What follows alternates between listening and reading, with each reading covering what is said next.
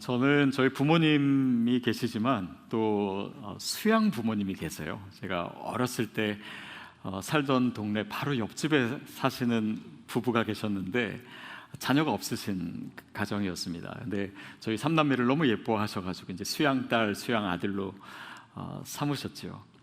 근데 이제 수양 어머니는 원래부터 믿음도 좋으시고 또 신앙생활 열심히 하셨는데 수양 아버지는 그냥 그 어머니의 등살에 못 이겨서 교회는 나가시는데 믿음은 거의 없는 이런 분이었습니다. 근데 이제 한 번은 저희가 이제 그 집에서 뭐 찬양도 하고 예배도 드리고 뭐 이러는데 이 수양 아버지는 그냥 그 자리 자체가 좀 불편한 거예요. 그래서 그때 이제 우리가 부르던 찬양을 좀 개사해가지고 뭐 나가세 나가세 뭐 의심치 말고 그 찬양을 나가세 나가세 담배 피러 나가세 이렇게 노래하면서 밖에 나가서 담배 피시고 그러셨던 분이에요. 근데 그 후에 정말 하나님을 뜨겁게 만나시고 나중에는 정말 아름다운 믿음의 사람 또 예배의 사람이 됐습니다. 거기 사시다가 나중에는 고향 양평으로 이사를 하셨어요. 거기서 사시는데 거기서 그 교회를 가려면은 한 40분을 걸어서 가셔야 된다 그러더라고요. 근데 제가 알기로 이 양평은 대한민국에서도 굉장히 가장 추운 곳, 겨울에 온도가 가장 많이 내려가는 곳인데 추운 겨울에 하루도 빠짐없이 그 새벽 예배를 그 농길을 걸어가지고 예배를 드리시는 그 모습을 저도 보았습니다. 그리고 몇 년 전부터는 수양 아버지가 이제 항암 투병을 하셨어요. 그래서 뭐 아프신데도 불구하고 뭐 예배는 정말 생명과 같이 이렇게 늘 지키시고 그런데 한 주는 너무 아프신 거예요.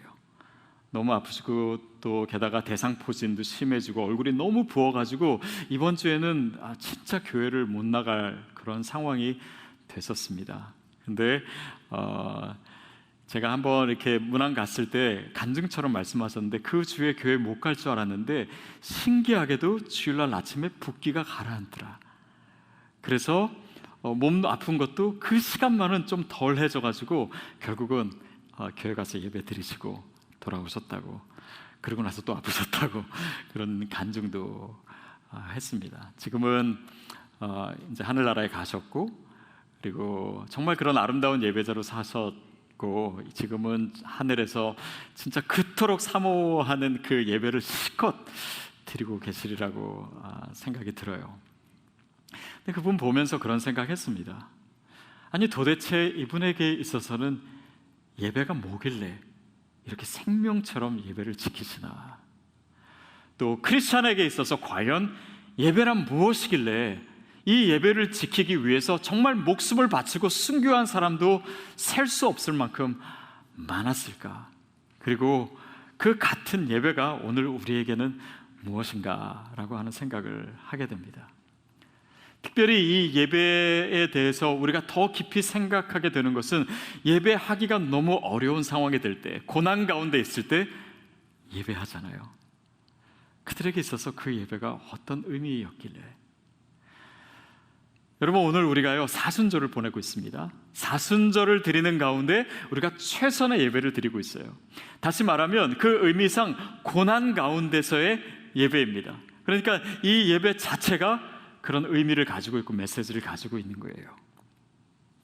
고난 가운데 드린 예배, 여러분에게도 아마 기억나시는 것이 있지 않을까 싶습니다. 자, 오늘 본문 말씀이 사도 바울이 2차 전도 여행 때입니다. 빌립보라고 하는 곳에 도착을 했어요. 거기서 한 귀신 들린 여종에게 이제 귀신을 쫓아주는 그런 사역을 했는데 그게 이제 오해가 생기고 누명을 쓰게 돼가지고 사도 바울과 그의 동료인 실라가 잡혔습니다. 그리고 실컷 두들겨 맞고 그리고 감옥에 갇히게 됐어요. 그리고 그 감옥에서 그 고난 가운데서 그들이 어떤 모습을 취하고 있었는지가 오늘 25절 말씀입니다. 우리 같이 읽겠습니다. 시작. 한밤중에 바울과 실라가 기도하고 하나님을 찬송하며 죄수들이 듣더라. 한밤중에 몸은 정말 너무나 얻어맞아서 만신창이가 되고 그리고 깜깜한 밤에 아무 빛도 없고 그리고 감옥에 갇혀서 언제 풀려날지도 모르는 이 상황 속에서 그들은 뭐 했다고요? 기도하고 찬송했습니다. 예배했어요. 여러분, 크리스찬은요 단지 고난을 잘 견디는 자들이 아닙니다. 크리스찬은요 고난 가운데 찬송하는 자들이에요. 고난 가운데 예배하는 자들입니다. 그것이 우리의 정체성이에요. 성경은 하나님이 왜 우리에게 이런 고통을 주시는지, 또 그 고통을 왜 걷어가시지 않는지, 우리가 당하고 있는 이 고난의 이유가 뭔지에 대해서는 사실은 많이 얘기하고 있지 않습니다. 그러나 그 고난 가운데 하나님께 부르짖으며 예배하는 자의 모습을 보여주고 있을 뿐이에요. 왜냐하면 그 모습, 그 고난 가운데 예배하는 그 자체가 우리의 고난의 이유보다도 더 중요하기 때문입니다. 어쩌면 이 고난이 언제 끝날 것인가 보다도 더 중요한 것이 이 상황 속에서 내가 예배할 수 있는가, 내가 어떤 예배를 드리고 있는가, 내가 어떻게 주님을 찬양하고 있는가, 바로 그 모습이 우리 인생에 훨씬 더 중요한 것이고 우리의 정체성이고 우리 인생의 더 소중한 가치이기 때문이에요. 그것 자체가 메시지입니다. 성경의 예배 사람 중에 다윗을 보면 다윗은요 언제든 예배합니다. 그가 양을 치면서도 예배하고, 싸우러 나갈 때도 예배하고, 또 적들이 자기를 둘러싸 있을 때도 그는 찬양하고 예배합니다. 심지어는 자기의 죄 때문에 정말 절망 가운데 있을 때조차도 그는 노래해요. 찬양합니다. 그 의미는 무엇입니까? 우리의 예배가 우리의 상황에 좌우되는 것이 아니다라고 하는 것을 그의 삶을 통해서 우리에게 보여주고 있는 것입니다. 그래서 그런 예배의 사람들은요 어려운 상황이 우리 가운데 왔을 때 그것이 우리의 예배를 약화시키는 것이 아니라 오히려 그 어려운 상황이 우리의 예배를 더 강화시키고 있다는 거예요. 그것이 우리가 가진 믿음의 증거입니다. 그리고 주님이 찾으시는 예배예요. 우리는 이렇게 생각할 수 있어요. 그거는 사도 바울이니까, 바울과 실라이니까 그렇게 그 상황에서 예배하는 거지, 다윗이니까 예배하는 것이 우리가 어떻게 그렇게 할 수 있겠습니까? 그러나 여러분 기억하십시오. 고난 가운데 예배는요 우리가 어떤 믿음의 연륜이 있는가, 어떤 역량이 있는가의 문제가 아닙니다. 고난 가운데의 예배는 하나님이 어려움 가운데 있는 우리에게 주시는 은혜의 선물이에요. 하나님이 우리를 인도하시고 계신 그 손길의 증거입니다. 그것을 잘 보여주는 책이 성경책 중에서도 요한계시록입니다.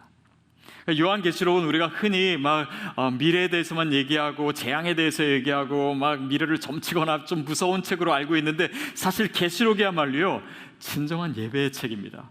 로마의 치하에서 그 핍박 가운데서 끊임없이 그 믿음을 포기하지 않고 예배했던 사람들의 모습이 요한계시록에 가득 차 있어요.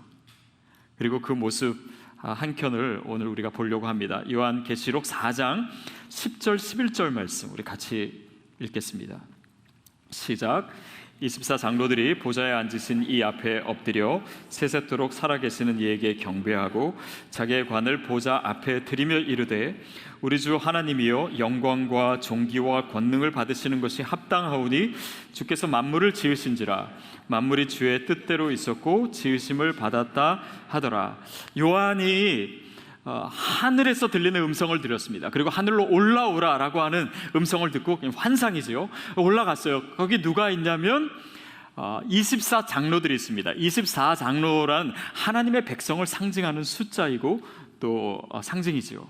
그리고 거기에서 4가지 생물이 있었는데 온 피조물들을 대표하는 동물이라고 볼 수 있습니다. 그들이 예배하는 장면.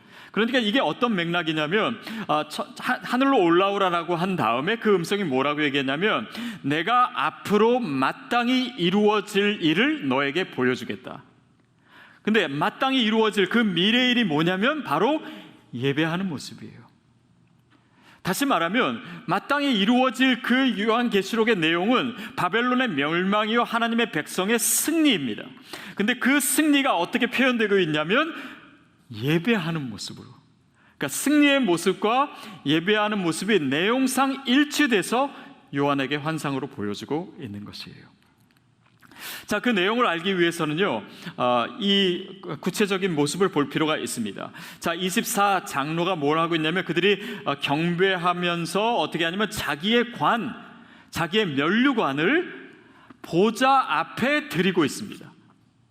다시 말하면 이 모든 승리의 근거, 이 영광은 우리에게 속한 것이 아니라 하나님께 속한 것입니다. 우리는 그 영광을 받을 자격이 없습니다. 모든 영광과 찬송과 능력과 존귀가 주님께만 있습니다 라고 고백하는 것, 그것이 그들의 예배의 모습이었어요. 여러분, 여기서 우리가 기억할 것이 있습니다. 이것은 그들이 얻게 될 승리의 근거가 나에게 있는 것이 아니고 나의 상황에 있는 것이 아니고 오직 하나님께 있음을 우리에게 보여주는 것이에요. 그럼으로써 뭘 우리에게 얘기하고 있냐면 우리가 지금 승리가 다 이루어진 게 아니잖아요. 이 모든 상황이 끝난 게 아닙니다. 그러나 우리에게 주어질 이 승리는 나의 능력이나 나의 경험이나 또 나의 상황에 있는 것이 아니라 오직 하나님께 있다라고 하는 것을 이야기하므로 모든 좌절과 절망의 여지를 없애버리는 것이에요. 왜냐하면 이게 나에게 근거한 것이 아니기 때문에. 예전에 하영조 목사님이 이제 암 투병하시면서 여러 번 수술을 받으셨거든요. 그때 수술 받으실 때마다 사람들이 그랬었어요. 옆에서 수술 잘 받으시라고. 근데 이제 그 말씀을 드시다가 한 번은 그렇게 얘기하셨어요.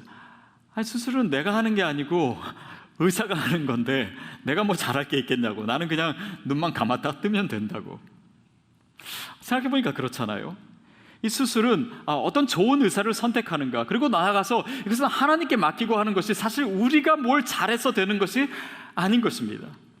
여러분, 우리의 승리와 하나님께서 우리의 삶을 이끄시는 이 방법이 결국 이 모든 고난의 상황에서 이 승리의 근거가 누구에게 있는가, 그것을 보여주시는 것이 지금 계시록의 사람들에게 필요했던 거예요. 그리고 저와 여러분에게 필요합니다. 왜냐하면 이것이 나에게 근거한다면 오늘 우리는 한숨 쉴 수 있어요. 내 상황에 근거하라면 우리 눈에 보이는 것 때문에 절망할 수 있어요.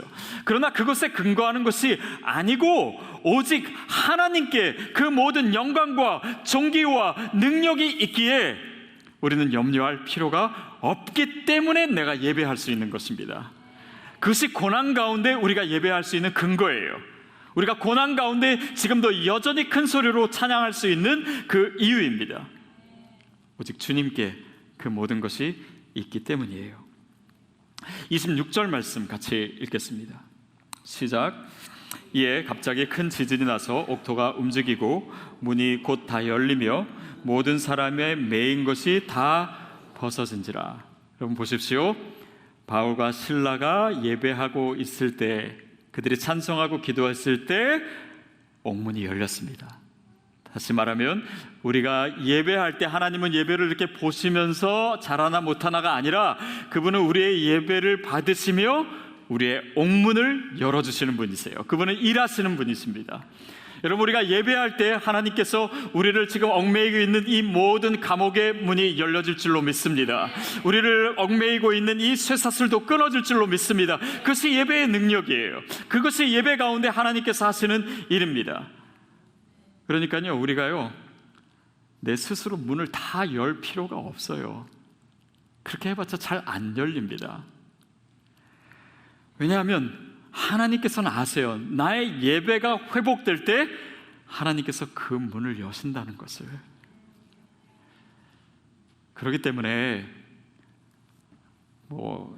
우리는 그러면 현실적인 것은 아무것도 안 해도 된다, 아니면 찬송과 예배만 하면 모든 문제가 다 무조건 해결된다 라고 하는 것이 아닙니다.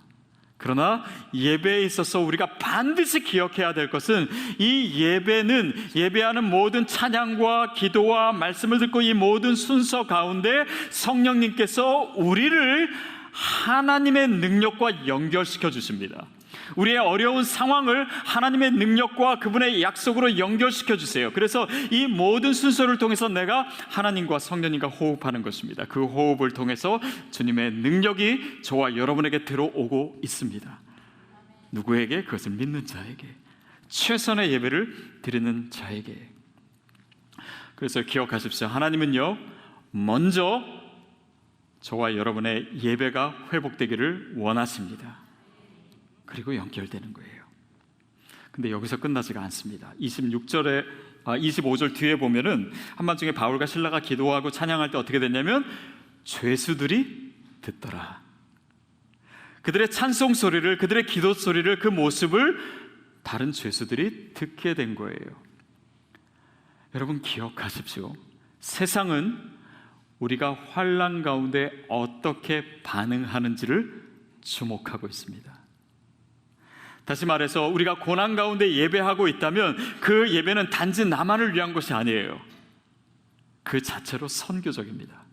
그 자체로 다른 사람들의 영혼을 흔들어요.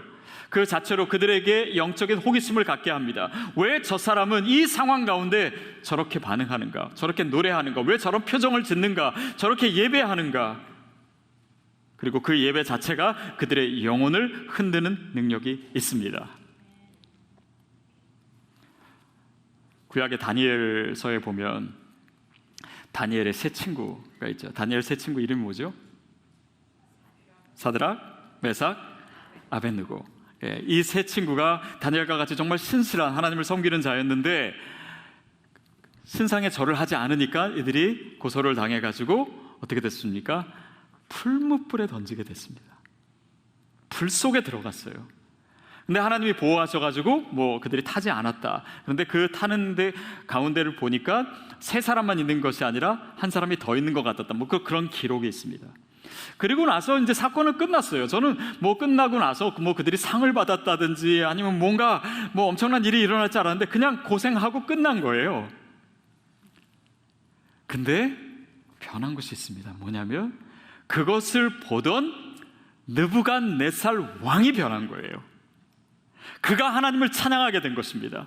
그가 하나님을 경외하는 자가 된 것이에요. 다시 말하면 그들의 풀무불에 들어가는 그 고난은 자기 자신에게 있는 의미로서 하나님의 능력을 체험하는 것으로 끝나지 않았어요. 다른 사람이 하나님을 보게 된 것입니다. 그들 가운데 운행하시는, 그들을 지키시는 그 하나님을 보는 것이에요. 저는 저와 여러분이 우리가 처해진 상황에서 드리는 이 예배가 다른 영혼들의 영혼을 흔들게 되리라고 믿습니다. 그리고 거기서 끝나지 않고 26절에 보면 문이 다 열리며, 그 문이요 바울과 실라가 갇혔던 감옥문만 열린 게 아니에요. 다른 문도 열리며 모든 사람의 매인 것이 다 벗어진지라. 여러분, 우리가 찬양할 때, 우리가 기도할 때 나를 가둬두었던 옥문이 열리고 그 쇠사슬이 끊길 뿐만 아니라 내 주변에 있는 사람, 내 가족, 내 남편, 내 아내, 내 자녀들의 갇혔던 옥문도 풀려질 줄로 믿습니다. 그 옥문이 열려지는 거예요. 그 쇠사슬이 끊어지는 것입니다. 그것이 내가 예배할 때 이루어지는 일이에요. 여러분의 직장에서 갇힌 것도 우리가 예배할 때 풀어질 줄로 믿습니다. 그래서 이 예배는 나의 예배만으로 끝나지 않아요. 우리의 예배는 우리의 예배만으로 끝나지 않습니다. 우리가 진정 최선의 예배를 드리고 진정 이 팬데믹 가운데 예배가 회복될 때요, 하나님께서 이 땅의 모든 예배의 옥문을 여실 줄로 믿습니다. 이 팬데믹 가운데 한인교회만 1000개가 사라졌다라고 하는 이야기를 지난주에 들었어요. 어떻게 보면 예배의 위기입니다. 교회의 위기예요. 그러나 하나님께서는 예배하는 자들을 통해서 또한 이 교회의 새로운 문을 열어주실 것입니다. 그러니까 그것을 위해서 우리의 예배가 활용될 수 있다면, 그것을 위해서 나의 예배, 또 오늘 우리의 교회가 그 하나님 나라의 역사를 위한 도구가 되는 것입니다. 그래서요, 우리 한 사람의 예배가 중요해요. 나의 예배가 회복되는 것이 그래서 중요합니다. 그러니 생각해 보세요, 여러분. 우리의 예배가 회복되고 최선의 예배가 되는 것을 사단이 좋아하겠습니까? 사단이 방해하지 않겠습니까? 영적인 공격이 없겠습니까? 우리의 신앙생활에 있어서 가장 핵심이 예배인데 이 예배를 공격하는 것이 없겠습니까? 여러분이 오늘 이 자리에 나오고 이렇게 예배하는 데 있어서 방해가 없습니까? 아니요, 당연히 방해가 있지요. 이스라엘 백성들이 출애굽할 때요, 모세가 바로를 찾아갔습니다. 그때 하나님께서 모세에게 자신의 말을 대언하게 하셨습니다. 그 말이 무엇이었냐면 내 백성을 보내라. 그리고 뭐라고 얘기하냐면 그들이 나를 섬길 것이라 하셨어요. 근데 여기서 섬긴다라고 하는 단어는 라트레우오라고 하는 단어인데 그것이 곧 경배하다, 예배하다라고 하는 의미입니다. 그러니까 바울이 맡고 있었던 것이 뭐예요? 그가 그 사단의 영향력 안에서 이스라엘 백성의 예배를 맡고 있었던 것입니다. 하나님은 너희가 예배를 막는 것을 내가 좌시하지 않겠다. 너희는 반드시 나를 예배하고 내가 나를 위해서 지었나니 나의 찬송을 부르게 하려 함이라. 하나님이 우리의 존재를 향해, 우리의 삶을 향해 그렇게 이미 선포하신 줄 믿습니다. 그러니까 이 모든 방해도 우리가 넉넉히 이겨내야 되는 것이죠. 하나님께서 그 영적인 싸움을 우리로 싸우게 하십니다. 결국요, 크리스천은 노래합니다. 우리는 한밤중에도 노래하고, 광야에서도 노래하고, 감옥에서도 노래합니다. 절망 가운데서 노래합니다. 나를 공격하는 사람들이 둘러싸이는 바로 그 상황에서 노래하는 자가, 예배하는 자가 바로 크리스천이라고 믿습니다. 그것이 성경이 증거하고 있어요. 여전히 우리의 삶에는 나를 두고 있는 감옥에 있을 수 있고 나를 얽매고 있는 쇠사슬이 있을 수 있습니다. 그러나 우리의 영혼은 결코 매이지 않습니다. 그것이 우리가 예배할 때 나타나는 하나님이 원하시는, 또 우리가 승리할 거라고 하는 증거입니다.